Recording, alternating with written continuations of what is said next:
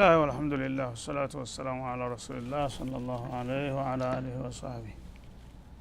هذه سورة الروم المكية. مكة وردج سورة ناتها سورة الروم ያው እንደተለመደው የመካ ሱራዎች ዋና ትኩረታቸው በተውሂድ ላይ ስለሆነ እሷም እንደዛው በአላህ ወህዳንያ እንዲሁም በረሱል አለይሂ ሰላቱ ወሰላም ሪሳላና በየውመል አኺር በሶስት ነጥቦች ላይ ነው የምታጠነጥነው ማለት ነው። በዛ መሰረት እንደተለመደው እሷም የምትለው ነገር ትለናለች። ወኢለል ቲላዋ أعوذ بالله من الشيطان الرجيم. بسم الله الرحمن الرحيم.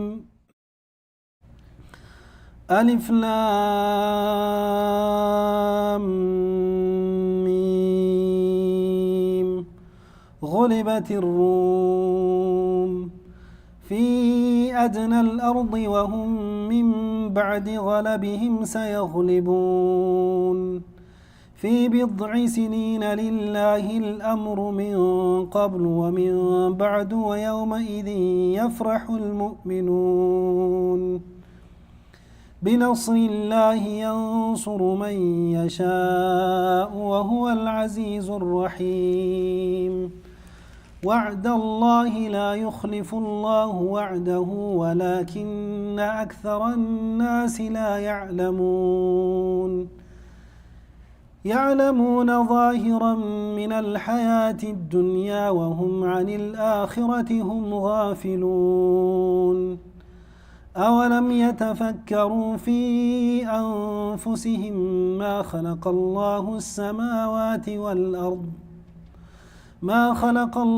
السماوات والأرض وما بينهما إلا بالحق وأجل مسمى وإن كثيرا من الناس بلقاء ربهم لكافرون أولم يسيروا في الأرض فينظروا كيف كان عاقبة الذين من قبلهم كانوا أشد منهم قوة وأثاروا الأرض وعمروها أكثر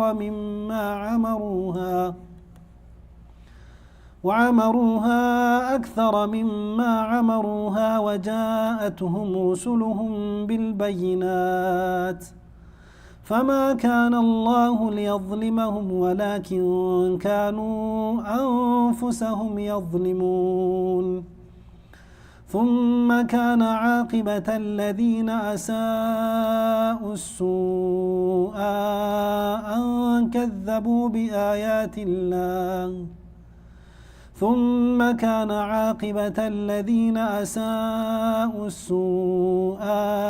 أن كذبوا بآيات الله وكانوا بها يستهزئون. بسم الله الرحمن الرحيم. سورة الروم مكية.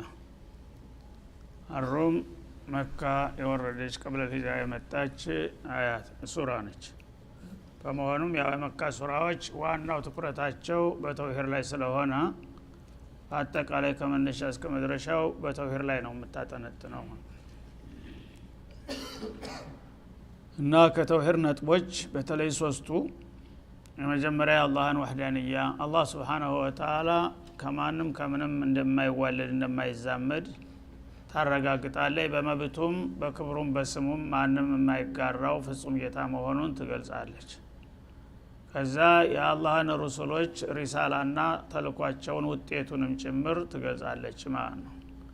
ቀጥሎ ሰዎች በዚህ በምድር ላይ እስካሉ ድረስ የሰሩትን ይስሩ ያወሩትን ያወሩ የዘሩትን የሚያጭዱበት ቀን ይመጣል የውመል ቂያማ የሚባል በመጨረሻ ፈሪቁን ፊል ጀነቲ ወፈሪቁን ፊስ ሰዒር ሁሉም ወደ ግባቱ ይደርሳል በሚሉት ነጥቦች ላይ ነው ትኩረቷ ማለት ነው። አሊፍ ላም ሚም አላሁ አዕለሙ ቢሙራዲሂ ከማ አሰፍና ገይረ መረት ሚን ቀብል ካሁን ቀደም በተደጋጋሚ እንዳለፈው እንደዚህ አይነት ማህፀረ ቃላቶች ትርጉም አይሰጡም። አላሁ አዕለም ተብሎ የሚታለፍ ይሆናል ማለት ነው። غلبت الروم رومዎች ተሸነፉ አለ አላህ Subhanahu Wa Ta'ala في أدنى الأرض ወደ ፋርስ ደንበር በሚቀርበው ክልላቸው ላይ በፋርሶች ተጠቁ وهم من بعد غلبهم سيغلبون እነሱ ዛሬ ከተቸነፉ በኋላ ተትንሽ ቆይታ በኋላ ደግሞ መልሰው እንደሚያሸንፉ ነው የሚል ትንቢት ተናገረ አላህ Subhanahu Wa Ta'ala እና ይሄ ሙዕጂዛት አልቁርአን ከሚባሉት አንዱ ነው ማለት ነው። ነብዩ አለይሂ ሰላቱ ወሰለም ልክ መዲና በሄዱበት ሰሞን ላይ በአካባቢ በዘመኑ አሉ የተባሉ ሀያላኖች ተጋጩ። እሳቸው ገና በለጋ እንቅስቃሴ ላይ ያሉ ነው እና በዛ ዘመን ቁጥብ የሚባለው ሁለት እንግዲህ የፖለቲካ ሚዛን ያለው ሁለት አካባቢ ነበር። አንደኛ ይሄ ፋርስ የሚባለው ኪስራ የሚባል ንግስታቶች በብዙ መቶ አመታት የሚቆጠር አገዛዝ ያላቸው ነበሩ ማለት ነው። ዓለም የሚፈራቸው እና የዛሬውን ኢራንና ኢራቅን ሻምንም በከፊል እስከ የመንም ድረስ ይገዙ ነበር ማለት ነው። በዛ ዘመን ሀያል የሚባለው አንዱ ኃይል ኪስራ ነው። ሌላው ደግሞ ምስራቅ አውሮፓ ላይ መንበረው የነበረው ሂረቅል የሚባለው ነበር ማለት ነው፣ ወይም ቄሳር የሚባለው። እነዚህ ሁለት ሀያላኖች ያው ድንበራቸው ይገናኛል አንድ አካባቢ ላይ። በዛ በድንበር ላይ ግጭት ተፈጠረና ከባድ ጦርነት ፈነዳ ማለት ነው። ይሄ ጦርነት በሚፈነዳበት ጊዜ ኪስራዎች የበላይነት አገኙ። ኪስራዎች ማለት የዛ ጊዜ መጁሶች ናቸው። በሃይማኖት ረገድ መጁሶች ፀሐይ ነው የሚያመልኩት፣ ግን በጣም ሀያል መንግስት ስለነበራቸው ተጠናክረው በዛ ወቅት በምዕራባውያን ላይ፣ ምዕራባውያን ደግሞ የክርስቲያን ዓለም ነው ከፊት ጀምሮ የክርስቲያኑን ዓለም አይመቱ መቱትና ተክልሉ አወጡት። ተሱሪያ አካባቢ ተባረረ ማለት ነው። ያኔ ሁሉም እንግዲህ ዘር ተልጓም ይጠልፋል እንደሚባለው በዚህ በመካ አካባቢ የሚገኙ ሁለት ኃይሎች ጥቅቅንም ቢሆኑ ሁላቸውም ቁድዋ አርገው የሚያዩት ነገር ነው አሁን የተከሰተው ማለት ነው። ነብዩ አለይሂ ሰላቱ ወሰለም ነብይ እንደመሆናቸው የተውሂድ መርህ ነው ይዘው የሚጓዙት። ስለዚህ ለእሳቸው ቀረብ ያሉት እነማን ናቸው? ተሁለቱ ቡድኖች ክርስቲያኖች ናቸው። ምክንያቱም አህለል ኪታብ ናቸውና ማለት ነው። አህለል ኪታቦቹ ተሸነፉ፣ በኪስራ ተመቱ። እነዚህ እነ ኪስራ ደግሞ መጁሶች ናቸው። የሚያመልኩት ምንድነው? እሳት ነው። ለሺህ አመት የማይጠፋ እሳት ነበራቸው፣ ሁሉ ጊዜ የሚንበለብል 24 ሰዓት ማለት ነው። እሱ ነው አምላካቸው። እና አሁን በተደረገው ግጭት ምን ሆነ? ተዛ በፊት የምዕራባውያን አውሮፓዎች የበላይነት ያሳዩ ነበር። አሁን ግን ሚዛኑ ተገለበጠና በአጋጣሚ ኪስራዎች መጁሶቹ ኃይለኛ ምትመቷቸውና ተክልሎ አስወጧቸው ማለት ነው። ያኔ ምናሉና አቡጀህልና አቡለሃብ ይሄው እናንተ የሰማይ ሃይማኖት አለን የምትሉት አወናባጆች ናቸው አላልናችሁም? እናንተ እንደምትሉትማ ጌታ አላህ እናንተን ቢደግፋችሁ ኑሮ እንዳንተው አህለል ኪታብ ነን የሚሉት በኪስራ ተመተው ይሄው አይመቱ ተመተው ተባረሩ አይደለም?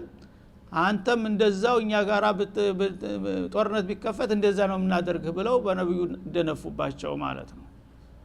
ያው እንግዲህ አልኩፍሩ ሚለቱን ዋሂዳ እንደሚባለው በቀጥታ አንድ አይደለም ሃይማኖታቸው፣ ግን ሁላቸውም ከአላህ ሌላ ያለ በማምለክ ስለተገናኙ በሽርክ የልብ ልብ ተሰማቸው። የኛ ወንድሞች አሉ እንጂ እንደውም መጁሶች ናቸው እነሱ ወንድሞች። እነዛ አውሳን ነው የሚገዙት፣ እነዛ ኒራን ነው የሚገዙት።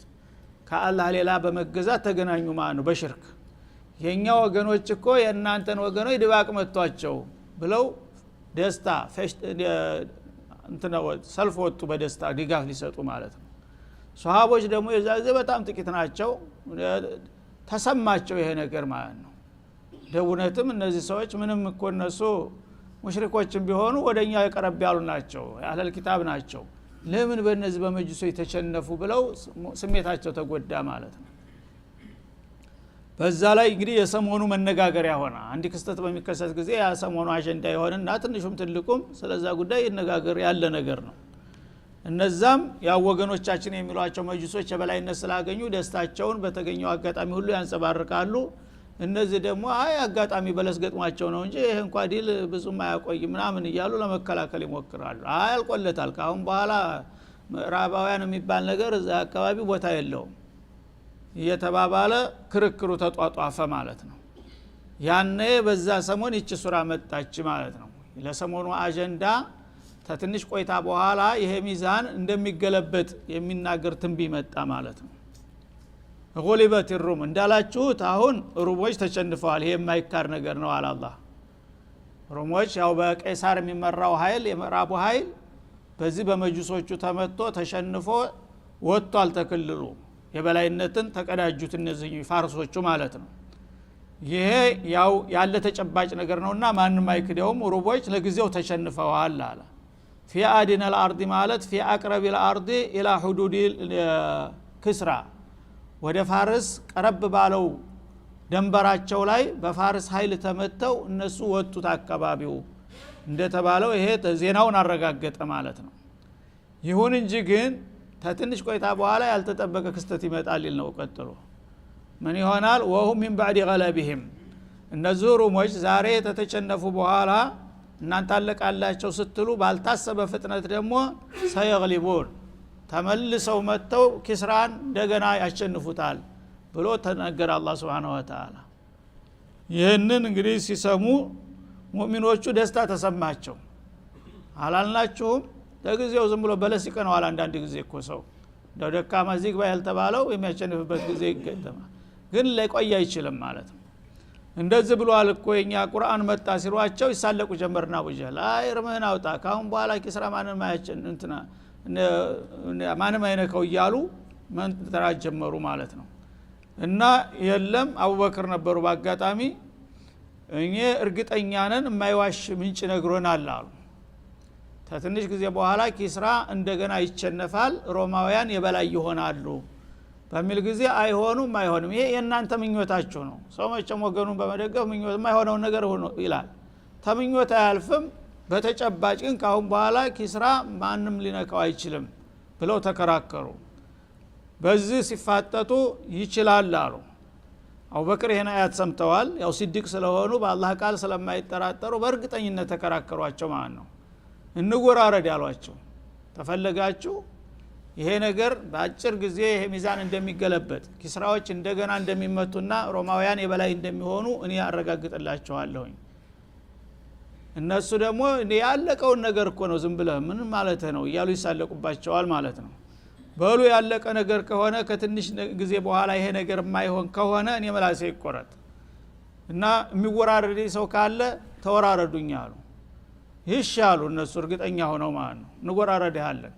ይሄ ነገር እንግዲህ እኔ እንዲያልኩት ተተገለበጠ ሮሞች እንደገና ካቸነፉ እኔ 100 ግመል ለእናንተ ሰጣለሁኝ አሉ አቡበክር። እኛ ደግሞ በአጠፋው ክስራዎች ታቸነፉ ለአንተ 100 ግመል እናስገባለን ብለው ተወዳደሩ ማለት ነው። ከዛ መጡና ለነብዩ ነገሯቸው ያጋጠማቸውን ነገር። ያው እነሱ ኪስራ ካሁን በኋላ በቃ የበላይነቱ ይቀጥላል ብለው ሲደነፉ እኔ ደግሞ ይገለበጣል ኪስራ ይመታል አልኳቸው። እንወራረድ ተባባልንና በደራ ያው እዳ ውስጥ ገብቼ መጣሁኝ። እንዴት ታውታለህ አሉ። 100 ግመል ልከፍል ከተቸነፍኩኝ እነሱም ከተቸነፉ 100 ግመል ሊያገቡልኝ ሲሏቸው ጊዜውስ ምን ያህል ጊዜ ውስጥ ብለህ ወስነሃል አሏቸው ረሱል። እሳቸው በግምት في بضع سنين የሚለውን ቃል የተረዱት አቡበክር በጥቂት አመታት ውስጥ ነው ያለው። ጥቂት አመታት ሲባል ከ3 አመት አይበልጥ መስሏቸው 3 አመት ድረስ የሚል ቃል አመልጧቸው ነበር። እቺን አስተካክል አሏቸው ነብዩ አለይሂ ሰላም። እቺ 3 አመት ጠባብ ናት፣ እዚህ ያልፍ ይችላል። ነገሩ እንዳልከው ነው ይመጣል፣ መገልበጡ አይቀርም። ግን እቺ ቀኗ ተጠበበች ታለፈ ተቸነፍክ ተብለ ያው ውስጥ ልትገባ ነው እና ሂድና በሆነ ዘዴ እቺን ቀጠሮዋን ሰፋ ለማድረግ ሞክር አሏቸው። ተመልሰው መጡ። ሲመጡ ፈራህ እንዴ ልታፈርስ ነው እንዳላቸው አይ እኔ አልፈራሁም። መጀመሪያ እንዳውም 80 ግመል ነበር የተባለው፣ እንዳውም የበለጠ ልወዳደራችሁ መጣሁኝ አሉ። አውቀው ለመሸፈን ማለት ነው። እና 80 100 አድርገዋለሁኝ፣ ውድድሩ ከፍ አድርገዋለሁ፣ ተፈራችሁ ውጡ አላቸው። እኛ አንፈራም አሉ። በ100 ቢሆን ችግር የለም እንወዳደራለን። ስለዚህ ዋጋው ከፍ ታለ ጊዜውም ከፍ ይበላል። እሺ ምን ይሁን እስከ 9 አመት ይሆናል። 3 እጥፍ ተጨመረበት እሱ ደግሞ ማለት ነው። 3 አመት የተባለው 9 አመት ድረስ ለምን ቢድዕ የሚለውን ረሱል ፈሰሩላቸው ቢድዕ ማለት ከ3 እስከ 9 ይሄዳል ተወሰኑ አመታት የሚለው ተሰፋ እስከ 9 ይሄዳል ካነሰም ይቀንሳል ግን አንተ ላይኛውን ጣራ ያዛሉ እንዳትጨነፍ ያን ሄዱና እሺ ዋጋውም ይሄን ያህል ከፍ ይበል ግዚያውም ደግሞ ስፋት እንደፈለክ ችግር የለም አሉ ተበሉ ማለት ነው እዛ ላይ አይ ፈርታል አፍረሳል ቢሉ ኑሮ ሊያመልጡ ነበር እነሱ ያን ነገር ተስማሙና ተፈራርመው መጡ ማለት ነው መጠበቅ ጀመሩ የመጀመሪያው ገደብ ቢሆን ኑሮ ተበልተው ነበር 3 አመቱ ሲያልፍ ምንም ነገር የለም አሁንም ያው ፋርሶቹ በበላይነት እየቀጠሉ ነበር ማለት ነው ይሄው አላልነህም ተጨነፍክ እኮ እንደ ጊዜውን አሸሸለናል እኮ ላይኛው ገደብ ሲደርስ ነው አሁን አንነጋገርም አሏቸው በመጨረሻ እዛ ተባለውም ጣራ ሳይደርስ 7 አመት ላይ መጣ ነገሩ ማለት ነው መሐከል ላይ 7 አመት ሲደርስ እንደገና ጦርነት ፈነዳና በሁለቱ ኃያሎች መሐከል ሮማውያን ያለ ለላ ኃይላቸውን አስተባብረው ባንድ ጊዜ ሰባብረው ፋርስ ገቡ ማለት ነው ያኔ እንደገና ሙእሚኖቹ ፈንጠዝያ በደስታ ካፊሮቹ አንገታቸውን ደፉ እንደገና ይሄው የናንተ ዘመዶች አለቀላቸው አይደለም ይሄ ታለ በሏ ግመሉን አምጡ 100 ግመል አፈሱ አቡበክር በዚህ ሱብሃንአላህ እንግዲህ ይሄን ነገር አላህ Subhanahu Wa Ta'ala አስቀድሞ መናገሩና እንዳለው መፈጸሙ ደግሞ ሌላ ድል ነው ማለት ነው ሃይማኖት ደግሞ ድል ሃይማኖታቸው ትክክል መሆኑም ተረጋገጠ ይሄን ማን ነው እንግዲህ ሊተነብይ የሚችለው አንድ ሰው ትንሽ ጊዜ በኋላ የተቸነፈን ኃይል እገሌ መልሶ ያቸንፋል ብለህ እርግጠኛ ሆነ መናገር አትችልም ያላህ ቃል ባይሆን ኑሮ ይሄ ነገር ተፈጻሚ ሊሆን ይችላል መመኘት ትችላለህ ችግር የለም ግን በሚያረጋግጥ መልኩ ይሄን ነገር መናገር አይቻልም ነበር في أدنى الأرض ማለት في أقرب الحدود إلى فارس ተምስራቁ ተምዕራባውያን ድንበር ወደ ፋርስ በሚገባው ክልል ላይ እዛ ላይ ተሸነፉ ይሸነፋሉ ብሎ ተናግሮ ነበር እዛ ቦታ ላይ ድል ተመቱ ማለት ነው አንደኛው ትርጉም አድና የሚለው አቅረብ በሚለው ይፈሰራል አቅረብ ኢለል ፋሪስ ሁለተኛው ሌላ ተአምር አለ እዚህ ውስጥ እንደገና ተጨማሪ አርና ማለት አስፈል في أسفل الأرض ተብሎ ተፈስሯል ማለት ነው በምድር በጂኦግራፊ አቀማመጥ የመጨረሻ ወደ ባህር ወለል ዝቅ ያለ ክልል ነው ያ ጦርነቱ የተካሄደበት ቦታ በአሁኑ ጊዜ በጂኦግራፊ ባለሙያዎች የተረጋገጠ ነገር ሆኗል ይባላል ሱብሃንአላህ እና እንግዲህ መሬቶች ከፍና ዝቅ ይላሉ አንዳንድ ቦታ ወደ ታይ ሰርጓድ ይላል አንዳንዱ ወደ ታይ ይርቃል በባህር ወለል በሚለካበት ጊዜ የገሌ ክልል ይሄን ያህል ሰንቲ ወደ ታች ወርዳል የገሌ ይሄን ያህል ይዘልቃል ይባላል في أدنى الأرض على الله باسم التفضيل በመሬት ላይ በጣም የመጨረሻ ወደ መሬት ረባዳና ዘቃጣ ቦታ ላይ ነው ጦርነቱ የተካሄደው እዛ ዘቃጣ ቦታ ላይ ዲባቅ ይመታሉ እንደገና ፋርሶች ብሎ ተናገረ ያ ነገር በአሁኑ ጊዜ በአለም ላይ የመጨረሻ ባህር ወለል ላይ የወረደ በታች የሚባለው ያ ቦታ ሆኖ ተገኘ ደግሞ ማለት ነው እዛ ጊዜ የጂኦግራፊ ዕውቀት የለም በአለም ላይ አላህ ግን Subhanahu Wa Ta'ala በራሱ እንግዲህ ምስጥሩን አውጥቶ በጂኦግራፊ መለኪያ የመጨረሻ ዝቅተኛ ሆነው ቦታ ላይ ዲሉ ይበሰራል ብሎ ተናገረ እንዳለው እዛ ቦታ ላይ ተከሰተ ማለት ይሄንን አረጋገጠ ቲቢዲዕ ሲኒን ማለት في قلائل من السنين በተወሰኑ አመታቶች ውስጥ ይሄ ሚዛን ተገልብጦ ዛሬ አሸናፊ የተባለው ተሸናፊው ደግሞ አሸናፊው ይወጣል እዛ ቦታ ላይ ቦታውንም ግዚያውንም ሐደደላቸው ማለት ነው لله الامر من قبل ومن بعد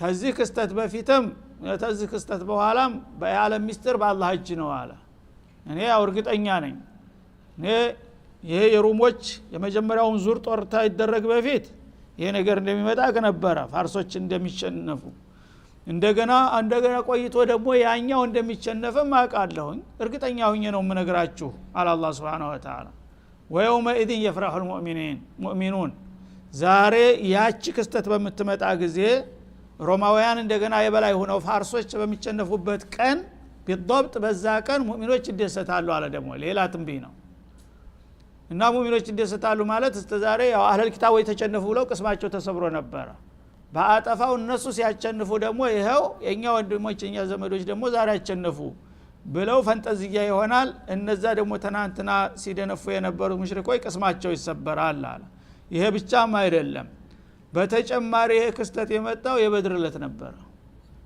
ሱብሃንአላህ እና ሀያላኖች እዛ ድንበራቸው ላይ ምዕራባውያን አውሮፓውያንና ፋርስ ሁለቱ ሀያላን ከባድ ጦርነት ላይ ተጠምደው ይያሉ መኮችና ነብዩ መሐመድ ደግሞ በድር ላይ በዛች ቀን አጋጣሚ ወየውመኢዲ የፍረሁል ሙእሚኑን በዛ ቀን ሙእሚኖች ያልጠበቁት ደስታ ያገኛሉ ብሎ አስቀድሞ ተናግሮ ነበር የበድር ጦርም ደብል ሆኖ መጣ ማለት ነው የወገኖቻቸው ብስራ እዛ ድል እዛ ሲበሰር የነሱ ድል ለሞዝ ተበሰረ ማለት ነው እና በዚህ መልኩ አላህ Subhanahu Wa Ta'ala ድርብርብ የሆነ ትንቢይ አስቀምጦ በእነዚህ አያቶች ውስጥ ልክ ያለው ነገር ተከሰተና ተረጋገጠ ማለት ነው በራሳቸውም በወገኖቻቸውም ድል ያኔ ያልጠበቁትና ያላሰቡት ድል ይጎናጸፋሉ ሙእሚኖቹ ያለውም ተረጋገጠ በመንድነው ያ ድል የሚወጣው ቢነስሪላህ አለ እነሱ አስባበ ነስር አልነበራቸውም በዛ ጊዜ እና ኩንቱም አዲለተን እንደሚለው ሱረቱ አለ ኢምራን ላይ እዚህ ግባ ይባሉም በቁጥራቸው በትጥቃቸው በዝግጅታቸው እንኳን ድል ያደርጋሉ ተብሎ ሊታሰብ ለዘር ይወጣሉ ተብሎ የማይገመትበት ሁኔታ ነበር ግን አላህ ጋሊቡን አላ አምሪ ነውና ጌታ በሰጣቸው ድጋፍና ነስር ሙእሚኖቹ ያልተጠበቀ ድል አድርገው የጥላቶቻቸውን አከርካሪ ሰብረው ትልቅ ደስታ የሚሆንበት ዕለት ነው በዛ ቀን የራሳቸው ድል ሲያስደስታቸው ሮሞችም እኮ አቸነፉ የሚለው ደግሞ ዜና መጣ ተጨማሪ ሆኖ ማለት ነው እና ቢነስሪላህ በአላህ ትእዛዝ በአላህ ዲል እናንተም የዛ ቀን ትልቅ ደስታ ታገኛላችሁ ينصر من يشاء አላህ የፈለገውን ይረዳል በሚፈልግበት ጊዜ ደካማ ነው የተባለው የተናቀው የወደቀው የበላይ ሆኖ ይወጣል ኃያል ነው የተባለው ደግሞ ባልታሰበ ምክንያት ይወድቃል ይደቃል ማለት ነው ወሁወ العزيز الرحيم አላህ ጥላቶችን የሚያሸናፊ እንደገና ደግሞ ወለወዳጆቹ ሩህሩህ አዛኝ ነውና እንደዚህ እንደምናደርግ ነው ብሎ ትንቢዩን አስቀምጦ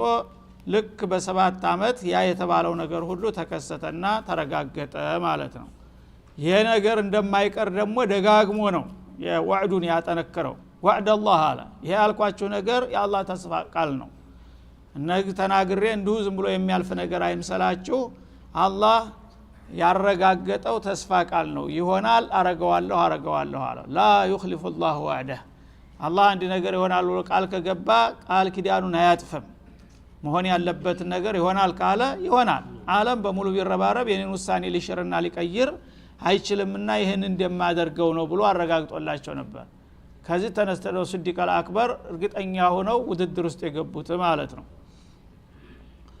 እና لا يخلف الله وعده الله سبحانه وتعالى تسفى قال كسته እንዲህ አረግልሃለሁ ካለ በዱንያም ሆነ በአኺራ ያ አላህ ቃል በምንም ምክንያት ይሻራል ይቀየራል ተብሎ አይታሰብምና ይሄን እንደማረጋግጠው ነው አለ ወላኪን አክثر الناس لا يعلمون ግን ከሰዎች አብዛኛዎቹ የአላህ ቃል ኪዳን በምንም በማንም እንደማይሻርና እንደማይቀየር የማያውቁት ናቸው ይላል እና ብዙዎቹ ቁሳዊ በሆነ ሚዛን ነው ሰውን የሚለኩት እና በአንድ ኃይል ብዙ ጦር ካለው ብዙ መሳሪያ ካለው ብዙ ሞያ ካለው ሁሉ ጊዜ ገሌ ነው አያሉ ገሌ ነው የሚያሸንፈው ብሎ ነው ሰው የሚያስበው አላህ ግን አንዳንድ ጊዜ ባልታሰበ መልኩ አዲላ የሆኑትን በምንም ነገር በማንኛውም መለኪያ ያሸንፋሉ ተብሎ ያልተጠበቁ ራሱ ነስር ሲሰጣቸው ያሸንፋሉ እነዛ ደግሞ ማንንም አይደፍራቸው ተብሎ የተከመሩት ደግሞ በቀላሉ ይፍረከረካሉ ማለት ነው ይሄ የኔ ምስጢር ነውና አብዛኛዎቹ ቁሳዊ የሆነ አመለካከት ሰለባ ስለሆኑ ይሄ አይነቱ ምስጢር አይገባቸውም እኔ ያልኩት እንደሚሆን ማለት ነው يعلمون ظاهرا من الحياه الدنيا አብዛኛዎቹ እንግዲህ ተዱንያ የሚያውቁት ነገር ቅርፊቱን ነው ውስጡን ምስጢሩን አያውቁም ማለት ነው አዳኡላህ የፈለገውን ያህል ቢሰለጥኑ የፈለገውን ያህል ቢናጥጡ ያው ዱንያን ዛሂሯን ነው የሚያውቁት ማለት ነው እንዴት እንደሚኖሩ እንዴት እንደሚከስቡ እንዴት እንደሚጥላት እንደሚጨንፉ ያቃሉ ከጀርባው ግን ያለው ምስጢር አላህ ነው የሚያውቀው ማለት ነው ይገለብጠው ከፈለገ ማንኛውን ነገር ባልታሰበና ባልተጠበቀ መልኩ እንዳልነበረ እንደሚያደርግ አያውቁም ብዙዎቹ ለዛሂር አስባብ النصر እስካላቸው ድረስ እኛ የበላይነን ብለው የሚኮፈሱት ማለት ነው يعلمون ظاهرا من الحياه الدنيا ተቅርብ ህይወታቸው ውጫዊ ገጽታውን ብቻ ያቃሉ ስለ ዱንያ ግዚያዊ ኑሯቸውን እንዴት እንደሚያስተካክሉና የበላይነታቸውን እንደሚያስከብሩ ሊያውቁ ይችላሉ ውስጣዊ ምስጥሩን ግን የማያውቁት ብዙዎች ናቸው ይላል። ስለዚህ ዱንያ ሁለት ገጽታ አላት ማለት ነው፣ ዛሂርና ባጢን የሚባል። ዛሂሩን ሁል ጊዜ ሰዎች ጥረት ባደረጉ ቁጥር በዱንያ ላይ ማንኛውም አስባበን ቁዋን ሊያገኙ ይችላሉ። ባጢኑ ግን የአላህ ህክማና ቁድራ ነው ማለት ነው። ሰው የፈለገውን ያህል የገነባውን ነገር አንድ ቀን አላህ ሲፈልግ በቀላሉ በአንድ ሰበብ ያፈራርሰዋል። ያንን አያውቁም። እኛ እንዲህ እስካደረግን ድረስ ማንም አይነካንም ብለው ነው የሚኮፈሱት ማለት ነው። ወቅቱ ሲደርስ ግን ያው በታሪክ ብዙ ጊዜ እንደተደጋገመው ሀያል የተባሉትን ሁሉ በቀላል በተናቁ ኃይሎች ነው የሚያፈርሰው ማለት ነው። ይህንን አያውቁምና ብዙዎቹ ሁልጊዜ በራሳቸው ስሌት የበላይነትን ይዘን እንቀጥላለን ይመስላቸዋል። እኔ ግን ለሁሉም ነገር አጀል አድርጌለታለሁና ያ ነገር ቀጠሮው ከደረሰ በሆነ ምክንያት በተናቀው በተረሳው ነገር ላጠፋውና ልቀይረው ይችላለሁ ይላል ማለት ነው። ወሁም አን الآخرة هم غافلون ተመጨረሻው ዓለም ደግሞ እነዚህ ካፊሮች ጭራሽ የዘነጉ ናቸው ይላል። እንግዲህ ዱንያንና አኸራን ካፊሮች የሚያዩበት መስታወት እና ሙእሚኖች የሚያዩበት የተለያየ ነው ማለት ነው። ሙእሚኖች ዱንያን ባጢኗን ያውቃሉ። ትክክለኛ ከሆኑ አላህ በነገራቸው መሰረት ዱንያ ገሻሽ ገራር ናትና አታላይ ናት፣ አዘናጊ ናት ብለው ለሷ ብዙ ዋጋ ይሰጡም አይጨነቁላትም ማለት ነው። ለቋሚው ሀገራቸው ነው የሚያስቡትና የሚጨነቁት። ለምን ሚስጥሯን ስለሚያውቁ ወዳጇን አታከብርም። ዛሬ አለሁ ብላ ተከመርና በአንድ ጊዜ ግልል ትጥልሃለች ማለት ነው። ካፊር ደግሞ በተቃራኒው ዛሂሯን ነው የሚያውቀው እና አስባብ الظاهر አስባብ النصر والغنى ያቃል። በውስጥ ግን አላህ ምን እንደሚያደርግ ይረሳል ማለት ነው። ወደ አኺራ ሲመጣ ደግሞ ካፊሮች ጭራሽ የሚያውቁት ነገር የለም። ባጢኑንም ዛሂሩንም ዜሮ ናቸው ማለት ነው። ሙእሚኖች ደግሞ አኺራን በተቃራኒው እነሱ የበላይነት ያቃሉ። አኺራ እንዴት ጀነት እንዴት እንደሚገኝ ከጀሃነም እንዴት እንደሚደኑ ያቃሉ ማለት ነው። እነዛኞቹ ግን عن الآخرة هم غافلون ظاهرا وباطنا ስለ ሁለተኛው ስለ መጻኤው ዓለም ስለ አኺራ እኔ ይሄን ከሰራው አላህ ይቆጣል ጀሃነም ያጋባኛል ብሎ ካፊር አይጨነቅም ማለት ነው። ደግሞ ይሄንን ኸይር ሰርቼ ጀነት አገኛለሁ ብሎ ዋጋ አይሰጠውም። በሁለቱ በኩል የለበትም ማለት ነው። ዱንያ ላይ ግማሽ ዕውቀት አለው ማለት ነው። ዛሂሯን ያውቃል፣ ባጢኗን አያውቅም። አኺራ ላይ ግን በዜሮ ይወጣል ካፊር። ሙእሚን ደግሞ አኺራን ያውቃል። ስለዚህ በዚህ ሁኔታ ላይ ነው ያለው ሁኔታቸውና አሁንም በደንብ ልትረዱ ይገባችኋል። ሙእሚኖች የበለጠ ልታውቁ ልትነቁ ማለቱ ነው። ወሁም عن الآخرة هم غافلون ሚለው ለካፊሮቹ ነው። ካፊሮቹ ተአኺራ የዘነጉ ናቸው። አኺራን ብዙ ዲንታ ይሰጡትም ዋጋ ይሰጡትም በዱንያ ሁሉ ነገር የተመኙት እስከ ተሳካላቸው ድረስ አላህ የወደደን ይመስላቸውና በዛው በጨለማው ጉዞ ይቀጥሉበታል ማለት ነው። هذا وصلى الله وسلم على النبي